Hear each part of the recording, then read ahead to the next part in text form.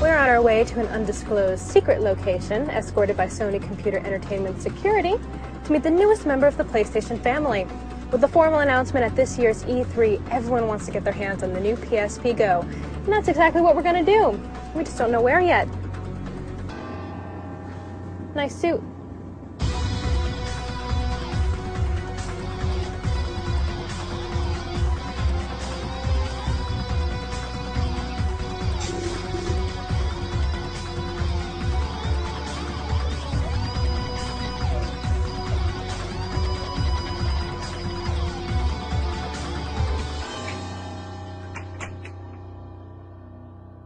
Over here.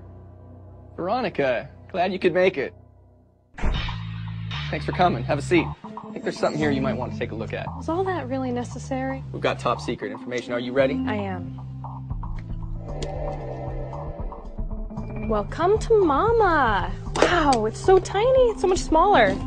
But wait a second, where is everything? Try sliding. That's how you play the game. I get it now. So fill me in. What's this all about? So this is our newest PSP. It's called the PSP Go. All right, so I want the nitty-gritty tech specs on this baby. No problem. Down and dirty. So it's a 3.8-inch screen.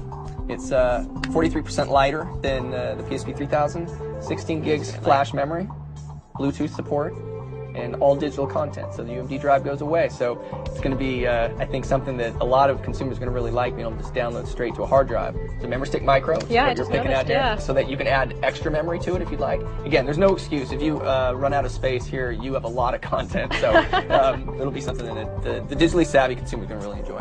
We'll set it right down here between the two of us. So tell me more about the digital content. I mean, is it mainly going to be games, or are there going to be TV shows and movies as well? Yeah, so there'll be a mixture. So, you know, a lot of the emphasis will be on games, and I think a lot of the people buying it initially will say, I just want to buy games, and there's games like Gran Turismo that are being announced at E3, and Little Big Planet we announced before, and Jak and Daxter, and there's even a new Metal Gear Solid coming. So all of those games will be available. But then there's movies, and all the first-run movies that you can rent or buy through the PlayStation Network, and TV shows, as you mentioned, as well. So you can bring so much content over with you and fill it up on that 16 gigs flash memory. Well, since it is called the PSP Go, I imagine it would work with remote play as well. Integration with PS3 is very important to us, and it works just like PSP 3000, and that's a growing use. A lot of people like to be able to take their content from their PS3 with them on the go. What are the main differences between this and the PSP 3000? The first is the onboard memory, the flash memory, 16 gigs of space. There's Bluetooth support as well, so if you have a Bluetooth headset, you can actually tether it to your cell phone as well. But ultimately, it's the portability, and bringing that content with you in a smaller form factor. You've got the most immersive games on the PSP platform anyway. Now you've got a smaller unit to do it with. Is this going to replace the PSP 3000, or can you still get one of those if you want to? It won't replace the 3000. We're going to keep them both on the market. So if you're a consumer and you say, you know what, I really like tangible products, I like the disc, you can go out and get the 3000 and purchase UMD discs and movies and games with that. If you like digital and ease of use and kind of a more premium nature, the PSP Go is for you. Does the design open up any new opportunities for developers? If you're a developer, you could say, you know what, maybe I want to create a smaller package, a game that's a little bit easier to play on the go. Maybe something that you'd play for 10, 15 minutes and then put down. Just kind of break up the game a little bit more. So developers, I think, are going to be looking at that. In the initial launch, we're going to have some pretty similar games between the two, but I think longer term, you'll see some changes. There have been a lot of rumors about the future of the PSP, and this device in particular has been very cloaked in secrecy for the past few months. Why this? Why now? Well, I think it's relevant. I think in this particular case, we always look to push innovation. For us, we wanted to get into digital and really kind of meet the needs of our consumer.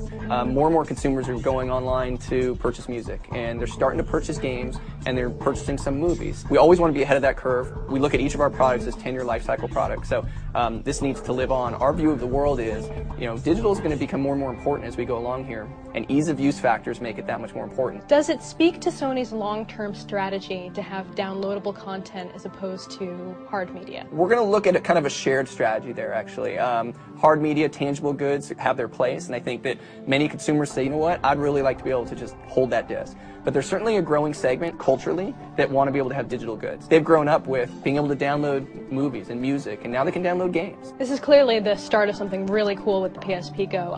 Where do you see it going in the future? There's a lot of back-end service and support that we'll be putting against it that I think will really excite the base. There's obviously all the games that are coming from discs that'll be available on PlayStation Network, but it's also new IP, new product, new games that are available, only for download. Our focus is really on working with developers, ensuring that they look at the usage model for the Go, and then looking at the services that are going to be available and kind of accentuating those services for how someone would use Go. When are we going to see this available? I think a lot of people have been asking about when it's going to come and when we're going to actually make our push towards digital. So it is finally here. It's coming this fall.